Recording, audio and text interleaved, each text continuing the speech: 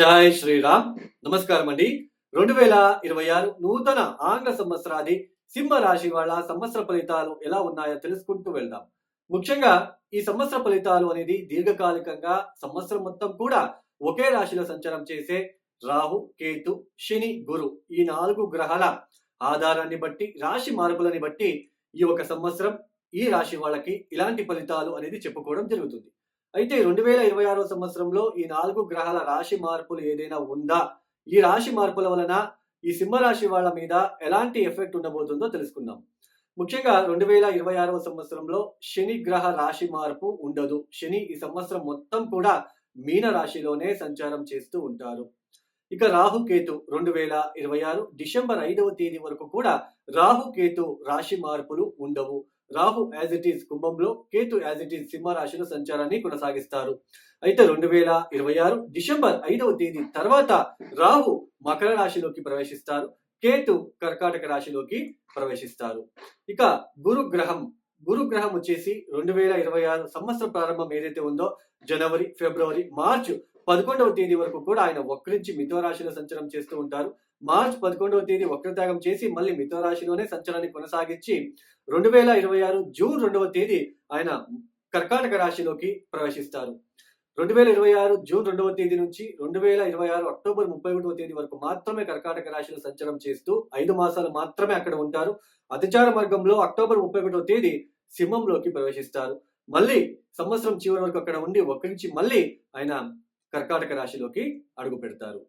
ఈ 4 గ్రహాల ఒక స్థితిగతుల వలన ఈ సింహ రాశి వాళ్ళకి చూడండి, సింహ రాశిలో లక్షల మంది ఉంటారు. అందరికీ సేమ్ ఒకేలాగా ఫలితాలు ఉండవు.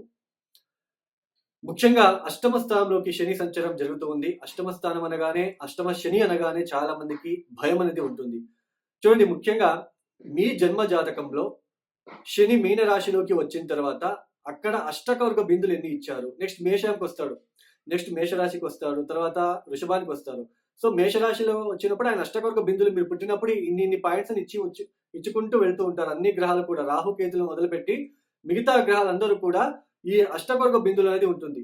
సో ముఖ్యంగా అష్టమ స్థానంలోకి అంటే మీనరాశిలోకి శని సంచారం ఎప్పుడైతే ప్రారంభమైందో అక్కడ అష్టకవర్గ బిందులు ఒకసారి మీరు చెక్ చేసుకోండి. 0, 1, 2 ఇలా గనక ఇచ్చి ఉంటే ఫలితాలలో చాలా ఆ నెగిటివ్ తీవ్రత ఎక్కువగా ఉంటుంది. భయము, ఆర్థిక విషయాల్లో, ఉద్యోగ విషయాల్లో చాలా ఇబ్బందులు ఎక్కువగా ఉంటాయి.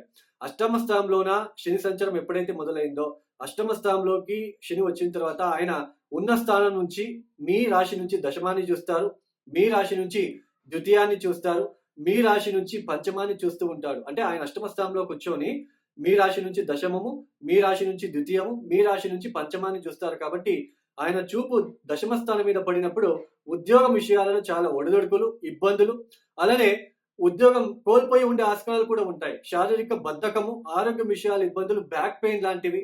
అలానే పంచమాన్ని చూస్తూ ఉంటాడు కాబట్టి తెలియని భయము, అందులోన ఆర్థిక విషయాల్లో ఇబ్బందులు, ఎక్కడో ఒక చోట ఇన్కమ్ తగ్గి ఉండడము, ఇలాంటివి మీరు గమనిస్తూ వస్తూ ఉంటారు. అలానే వ్యాపారంలో కూడా అభివృద్ధి లేకపోవడము, ఇలాంటివి ఎక్కువగా మీరు చూస్తూ వస్తూ ఉంటారు.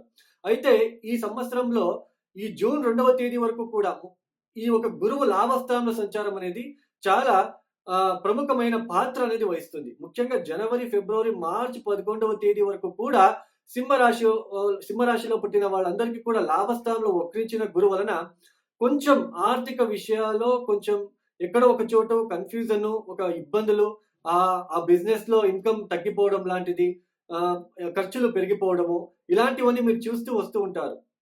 అయితే మార్చ్ 11వ తేదీ నుంచి జూన్ 2వ తేదీ వరకు ఇక్కడ మళ్ళీ ఆయన వక్రత్యాగం చేసిన తర్వాత మళ్ళీ పాజిటివ్ మైండ్ వస్తుంది. కొంచెం కాన్ఫిడెన్స్ పెరుగుతుంది. ఆర్థిక విషయాల్లో ఆ ఇబ్బందులు తగ్గి ఆర్థిక విషయాలలో కొంచెం మెరుగుదల కనిపిస్తూ ఉంటుంది. కుటుంబంలో మనకి కుటుంబరీత్యా, ఉద్యోగరీత్యా మనకి ఏదో ఒక తెలియని భయము, ఇలాంటివన్నీ శని చూపు వలన మనకి అందిన గురుబలం ఉంది కాబట్టి జూన్ 2వ తేదీ వరకు కాస్త ఆ ఇబ్బందుల నుంచి బయటపడుతూ వస్తూ ఉంటాం. అయితే జూన్ 2వ తేదీ తర్వాత ఎప్పుడైతే వ్యయస్థానంలోకి అడుగు పెడతారో గురువు గారు, అప్పటి నుంచి మళ్ళీ కాన్ఫిడెన్స్ తగ్గడము, అంటే ఆత్మవిశ్వాసం తగ్గడము, ఆర్థిక విషయాలలో ఇబ్బందులు, కౌటుంబిక విషయాలలో చాలా ఒడిదొడుకులు, ఆరోగ్యపరమైన ఇబ్బందులు ఎక్కువ అవడము, ఆరోగ్య విషయాల్లో ఏదైనా సర్జరీ లాంటిది ఇలాంటివి ముఖ్యంగా అష్టకొరక బిందువులు చెప్పాను కదా. 0, 1, 2 గనక శని గనక అక్కడ ఇచ్చి మీకు అట్లాంటివి ఏమైనా ఉంటే కొంచెం డిస్టర్బెన్సెస్ ఎక్కువగా ఉంటుంది. అదే అష్టకొరక బిందువులు 4, 5, 6 గనక ఇచ్చి ఉంటే అంత తీవ్రత అనేది ఉండదు. అష్టమ శని వలన అంత తీవ్రత అనేది ఉండదు. సో 12వ స్థానంలోకి గురువు వచ్చిన తర్వాత అష్టకొరక బిందువులు శని ఎన్ని ఇచ్చారో చూసుకోండి. అక్కడ అష్టకొరక బిందువులు గనక తక్కువ ఇచ్చి ఉంటే ఇంకా నెగెటివ్ ఇంపాక్ట్ ఎక్కువగా ఉండబోతుంది. కొంచెం ఆర్థిక విషయాల ఖర్చులు పెరగడము, నిద్ర లేకుండా ఉండడము, అలానే నెగెటివ్ అంటే భయం ఎక్కువగా అవ్వడము, లోన్లీగా ఫీల్ అవ్వడము, ఒక దుఃఖము, మానసిక పరమైన దుఃఖము, ఆర్థిక విషయాల దుఃఖము, వేళకు సరిగ్గా భోజనం చేయలేకపోవడము, ఇలాంటివన్నీ ఈ సింహరాశి వాళ్ళు చూడవలసిన ప్రమేయము ఏర్పడబోతుంది జూన్ 2వ తేదీ తర్వాత. అంటే జనవరి, ఫిబ్రవరి, మార్చ్ 11వ తేదీ వరకు గురువు లాభస్థానంలో ఉన్నప్పటికీ వక్రించాడు కాబట్టి ఆ ఆర్థిక విషయాల్లో కొంచెం ఎక్కువ టెన్షన్. ఎందుకబ్బా నేను ఎంత కష్టపడినా డబ్బులు నాకు సరిగ్గా అందకలేకపోతుందే, లేదా నేను ఉద్యోగంలో నేను ఏం చేస్తే నాకు ప్రమోషన్ వస్తుంది, ఏం చేస్తే ఇంక్రిమెంట్ అవుతుంది, ఇలాంటివి ఎక్కువగా ఉంటాయి. అలానే సంతానం వలన కూడా ఖర్చులు పెరగడము ఇలాంటివి ఉంటాయి.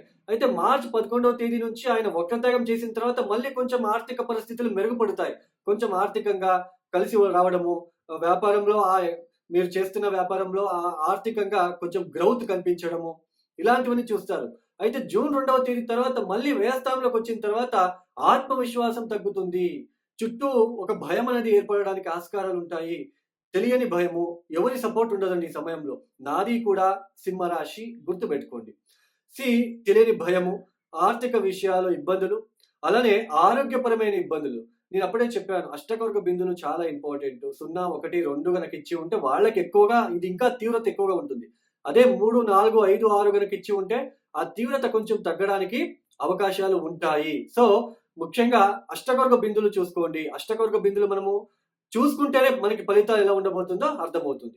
సో మొత్తానికి జూన్ తర్వాత కొంచెం సింహరాశి వాళ్ళకి కాన్ఫిడెన్స్ తగ్గడము, కౌటుంబిక విషయాలు, భార్యాభర్తల మధ్య, బిజినెస్ విషయాలలో చాలా ఒడిదొడుకులు, ఇబ్బందులు వచ్చే సూచనలు ఉంటాయి. కాబట్టి సింహరాశి వాళ్ళు తప్పనిసరిగా ప్రతిరోజు మానకుండా కాలభైరవేశ్వర గాయత్రి మంత్రం చదువుకోవడము, అలానే ప్రతిరోజు ఓం నమః శివాయ, అలానే మృత్యుంజయ మంత్రం చదువుకోవడము, వీలైతే తిరునెల్లార్ క్షేత్రానికి ఒకసారి వెళ్ళిరండి. అక్కడ శనికి చాలా అక్కడ పాజిటివ్ ఇంపాక్ట్ ఎక్కువగా ఉంటుంది. మీరు అక్కడ వెళ్ళి కొంచెం మీకు తగిన అక్కడ ఒక రోజు ఉండి కొంచెం పూజా కార్యక్రమాలు చేసుకొని రావడానికి ప్రయత్నం చేసుకోవడానికి అయితే కొంచెం మంచిది. ఈ సమయంలో మీకు ఎక్కడికి వెళ్ళడానికి వదలదు. సో నెగటివ్ ఇన్ఫ్లుయెన్స్ ఉన్నప్పుడు మనల్ని పాజిటివ్ వైపు తీసుకువెళ్ళదు ఆ గ్రహ సంచారం. ఓన్లీ నెగటివిటీ, డబ్బులు అనవసరంగా ఖర్చు పెట్టడము ఇలాంటివే ఉంటాయి. అయినా కొంచెం ప్రయత్నం చేసి మీరు వెళ్ళడానికి ప్రయత్నం చేయండి. ఇక ఎవరైతే ఈ వీడియోని చూస్తున్నారో లైక్ చేయండి, షేర్ చేయండి, సబ్స్క్రైబ్ చేసుకోండి. అలానే ఎవరికైనా ఆస్ట్రాలజీ కన్సల్టేషన్ కావాలనుకుంటే డిస్ప్లే అవుతున్న నెంబర్కి నేరుగా కాల్ చేయండి. ప్రాబ్లమ్స్ చెప్పుకోరాదు. మీ ప్రాబ్లమ్స్ మీరే చెప్పుకుంటేలా మేము డేట్ ఆఫ్ బర్త్ టైమింగ్స్ చూసి ఇలాంటి సమస్యలతో బాధపడుతున్నారు, ఇలాంటి పరిహారాలు మీరే కష్టపడి చేసుకోవాలి, అలాంటి సులువైన పరిహారాలు ఇవ్వడం జరుగుతుంది. ఎవరికైనా ఇంట్రెస్ట్ ఉంటే కాల్ చేయండి. ఇక సర్వే జనం సుఖినో భవంతు. ధన్యవాదములు. జై శ్రీరామ్.